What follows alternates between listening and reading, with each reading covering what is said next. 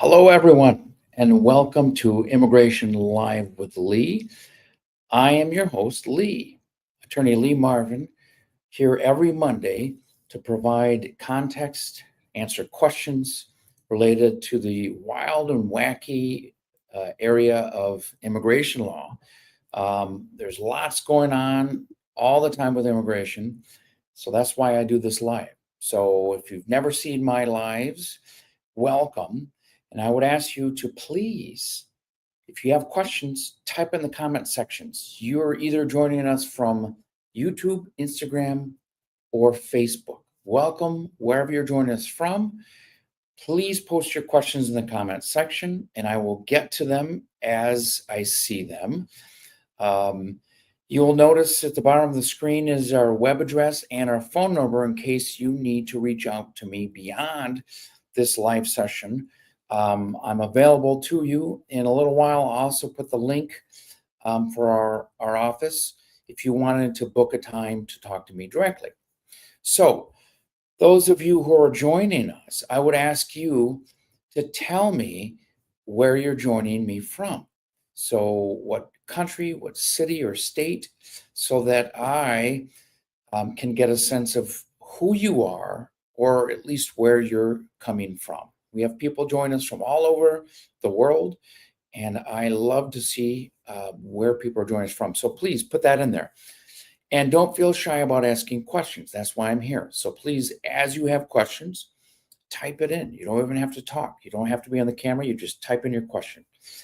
I do have questions from earlier that some people texted to me, so I can go over those questions if you guys are feeling shy. We got a friend joining us from Cali. Thank you for joining us from Cali. I'm not sure what the time is there, but it's 8 o'clock Eastern Standard Time. I know that it's several hours behind us, but thank you for joining us from Cali. So thank you kindly. And if you have questions, please post those questions. Okay. Got somebody join us from Grand Rapids, Michigan, and Germany. So thank you kindly for joining us from Grand Rapids, which is where I am. From Germany, I've been there, love it. It's a beautiful country, amazing country. So thank you kindly.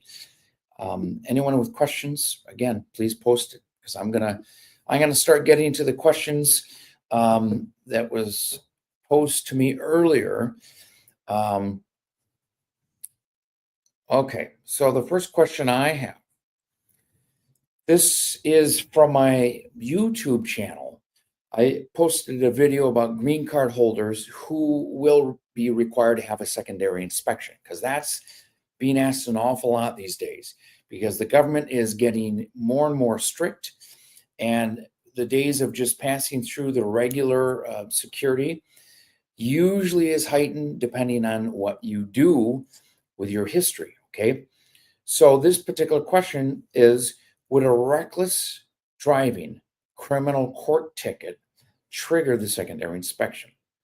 It was dismissed after 6 months. So this individual, it depends. Typically, a ticket doesn't usually trigger any additional scrutiny from the government. If it was a conviction, that's different. This question says it was a ticket. If it was just a ticket, a citation, immigration isn't quite concerned with that sort of stuff.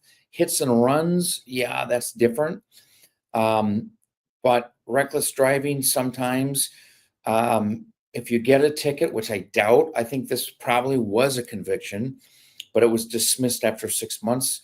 So that probably would not rise to the level of a secondary inspection, but it could, because this administration really is trying to enforce the law and make people do what they think is right, especially when it comes to immigration. So let's see.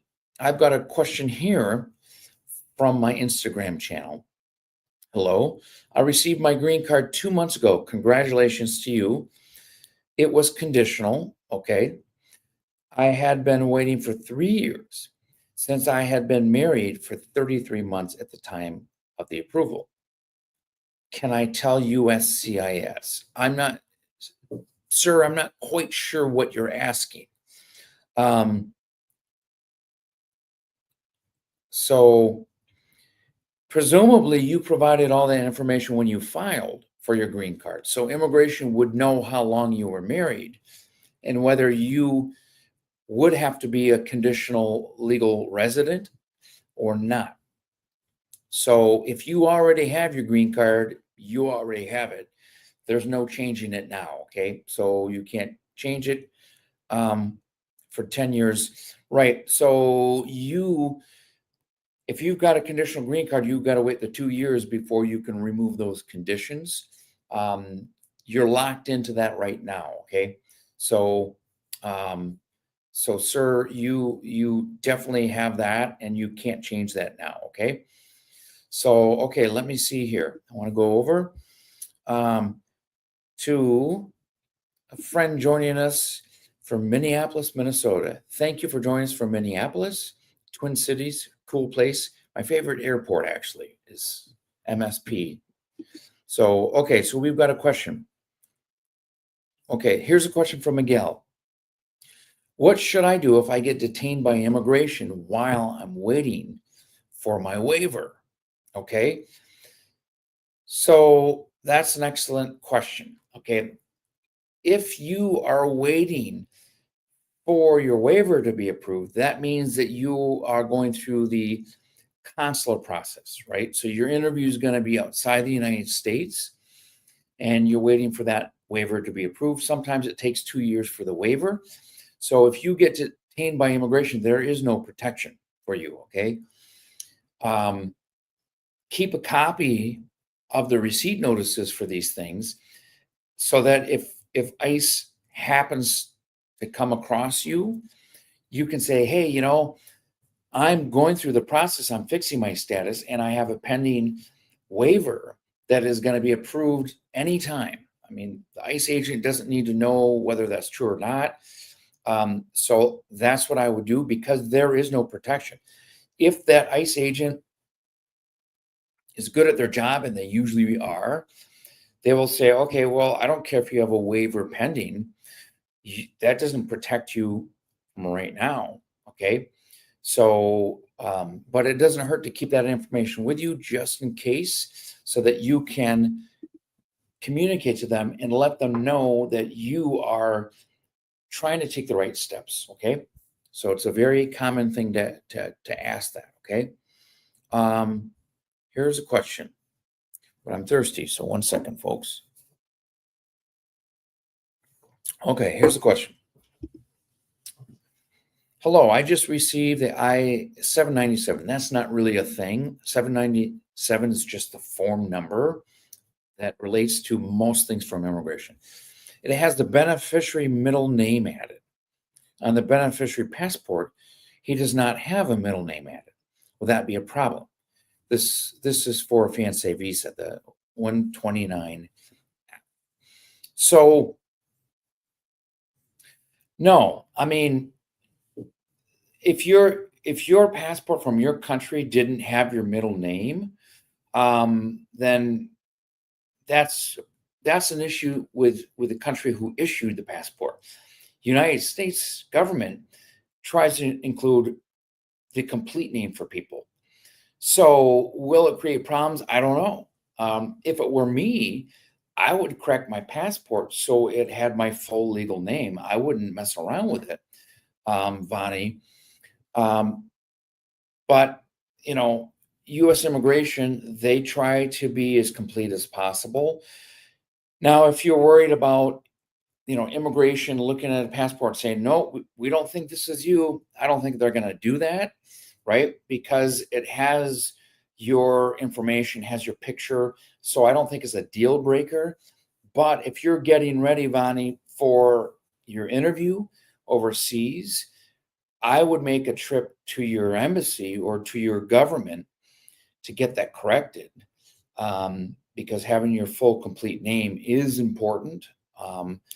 And it's a little bit of extra money or time waiting, but it's going to make you sleep better, especially when you're going to be traveling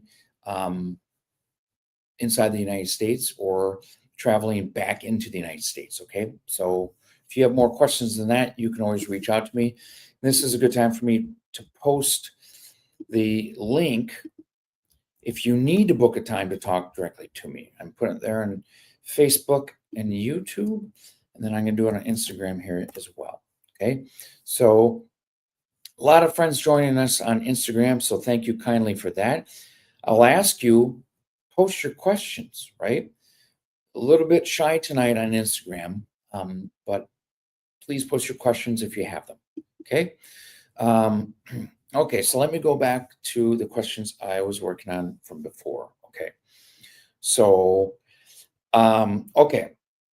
So, why is my dad getting his I-485, which is the application for adjustment of status? So that's the green card in the United States with the interview in the United States, getting rejected 2 times.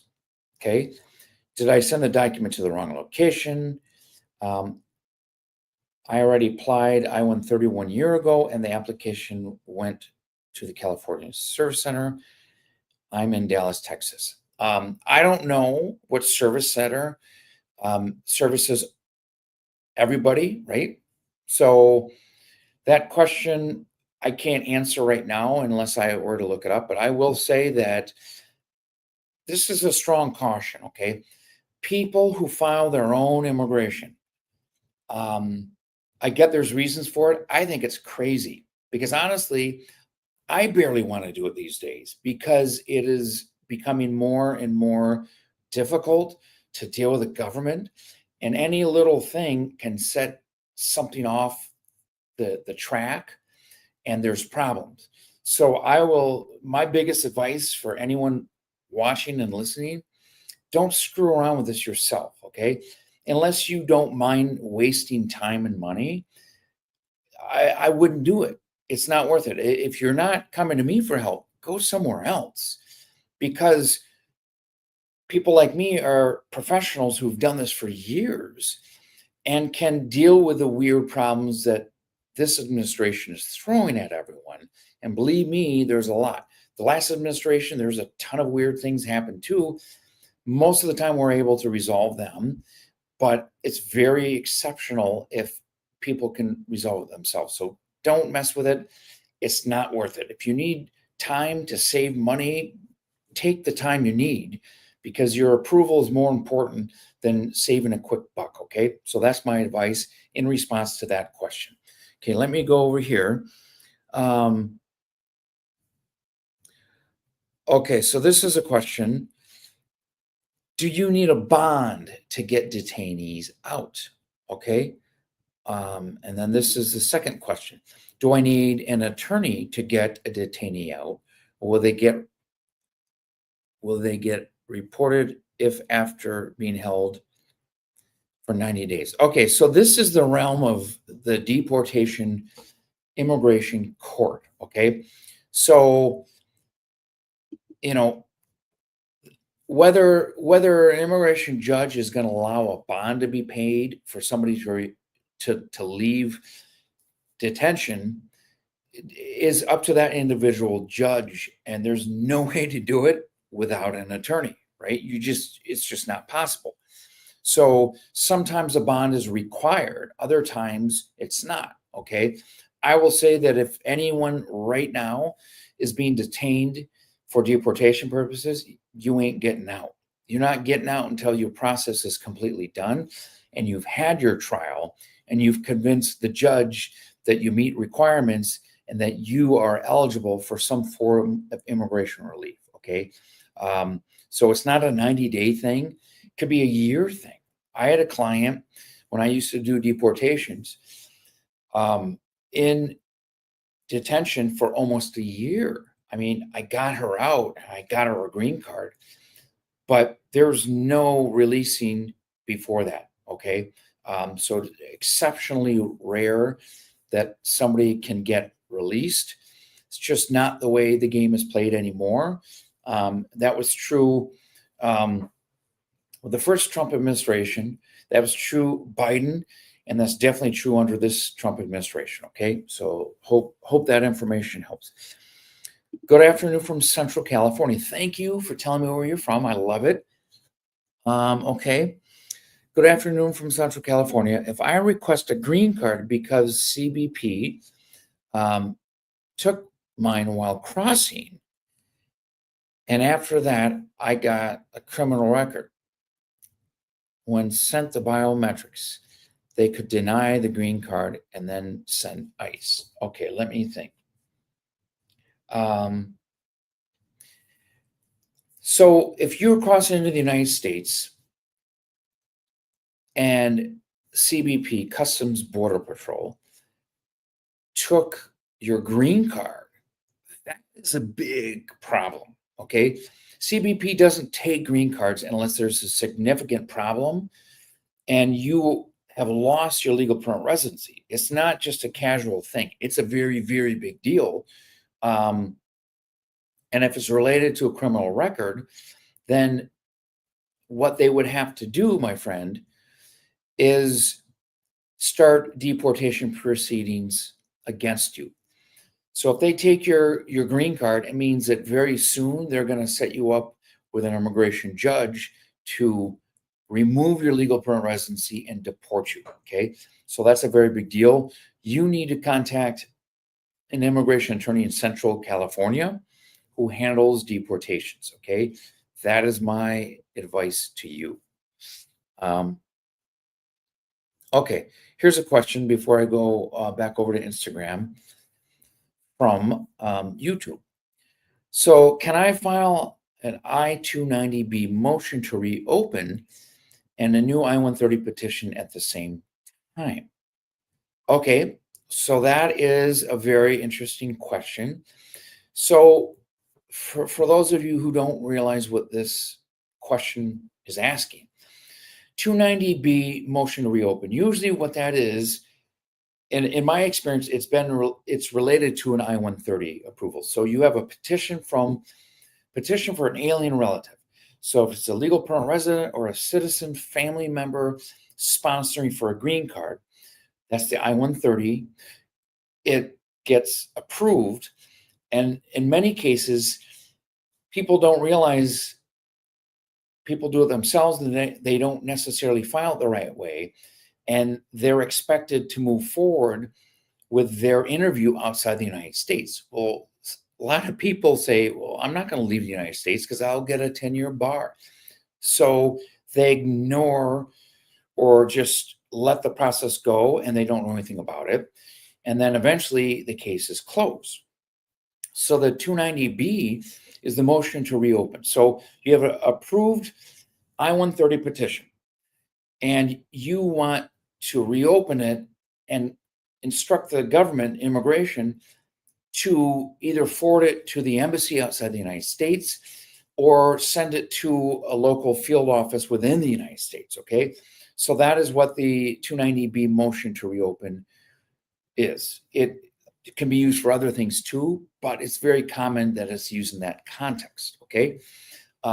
It can also be used if somebody doesn't respond to a request for evidence, and then they close the case. So it's anytime the case is closed, you can do that. So the second part of the question, can you file an I-130 petition at the same time? Is what you're waiting for them to reopen your previous I-130? The answer is yes, especially if you have a different sponsor now. If you have two different ways to move forward with your green card, yeah, you can do both of those. You could even, with the same petitioner, start a new I-130 petition just to cover your bases. Yes, you could do that. You know, I've never done that. So I don't know if while they're both going at the same time, if immigration is going to look at it and go, what the heck is this person doing? Which one do they want us to do? And then they don't do anything. So if it's the same petitioner, I would wait, right? That's my advice. I would wait to see if the 290B is approved before moving on and petitioning for a second I-130. If it's a different petitioner, go ahead and do it at the same time, okay? All right, so let me go over to Instagram, then I'll come back because there's a couple other questions. Let's see here. Alrighty then. Okay. Question is, to apply for asylum, I must pay 100 US dollars, but it must be for each derivative or per form. Okay. So the answer to that depends on um, what application um, process you're using.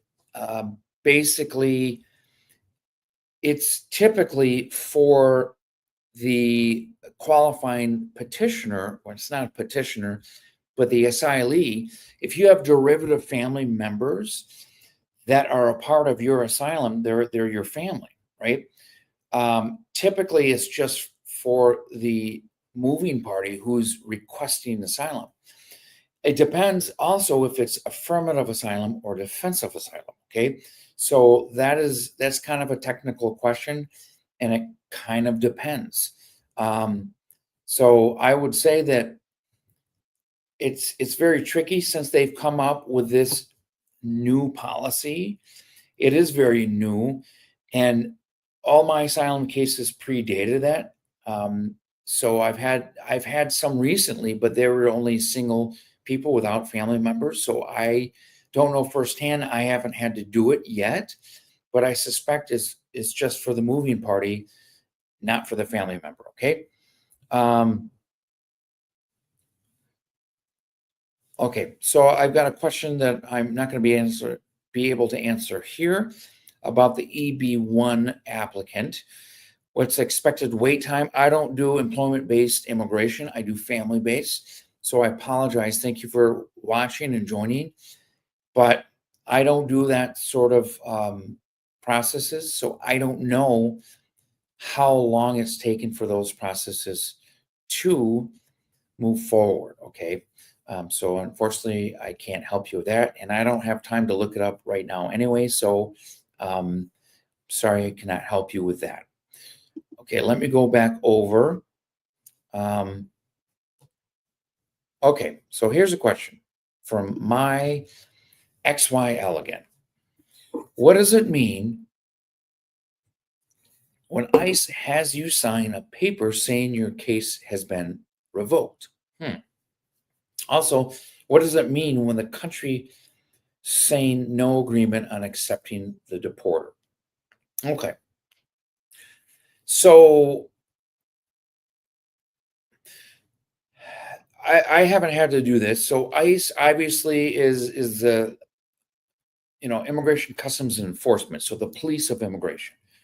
So if you've been removed or asked to leave the United States, basically deported through the immigration court process, they usually have you sign something saying, "Hey, you acknowledge the fact that you've been denied request to stay, and you are being removed from the United States. Sign here acknowledging that you understand that." Okay, so that's what that is. They want to make double sure that they're keeping track of themselves doing their job. Okay, for the record.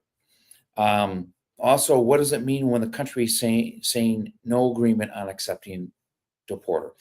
So some countries basically politically do not want to recognize the United States efforts to deport people, right?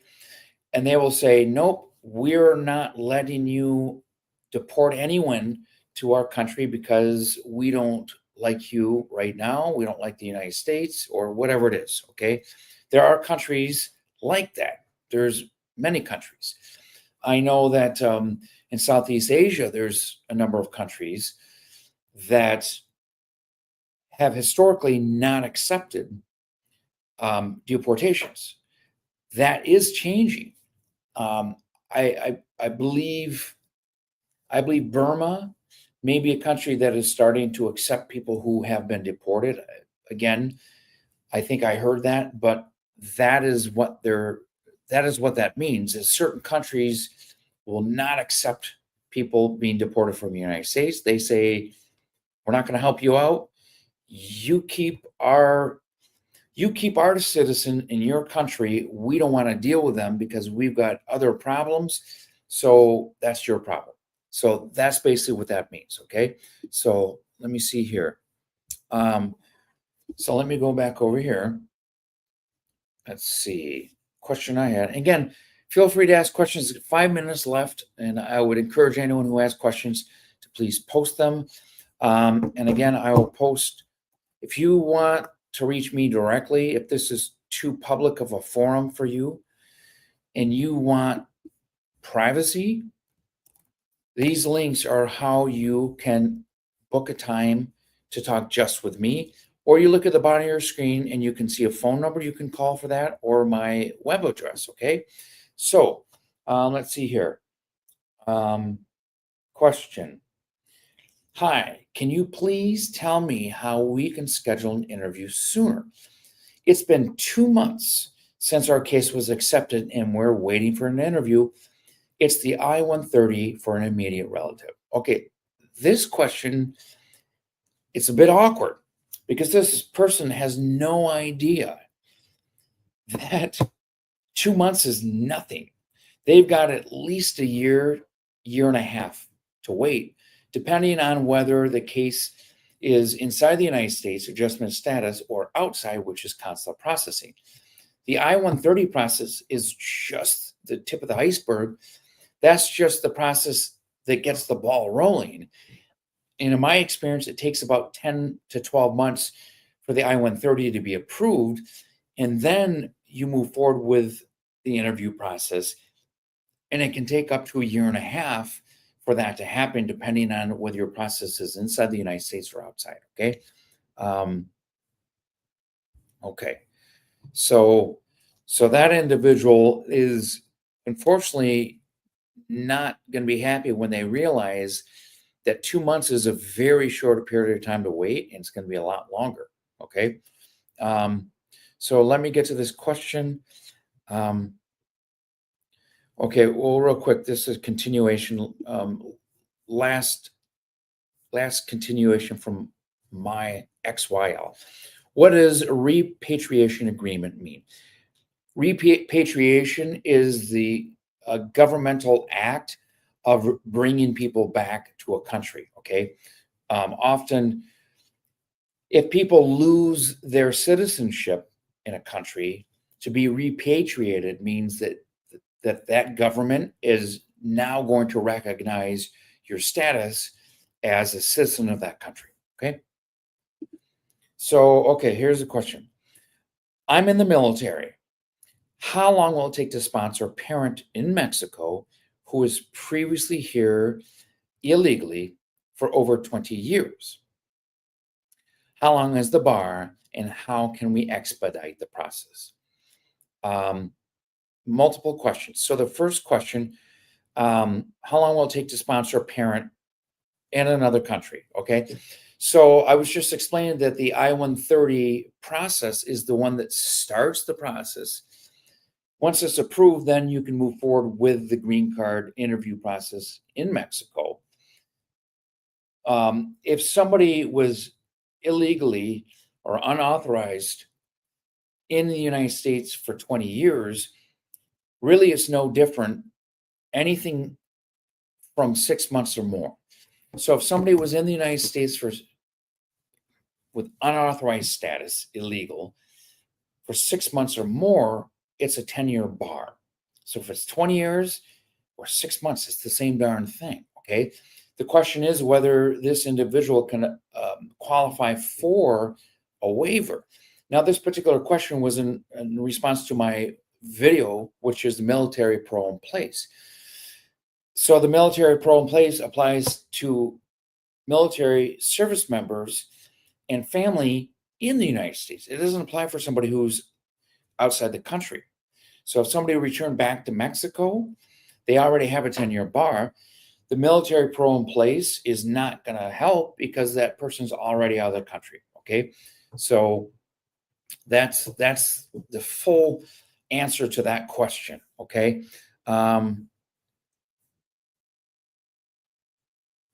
Okay. So I'm looking at my time, and I see that there's questions continuation question from before, and I'm going to ask you to either reach out to me directly or potentially next week. You can ask a continuation of that question because I just don't have any time. I'm out of my allotted time for questions this week. I do appreciate everyone who joined in. A lot of people tonight. It was great. I appreciate it. Next week, 8 o'clock Eastern Standard or Detroit time, I will be here again answering your questions. So thank you. Have a wonderful night, and we will see you next Monday.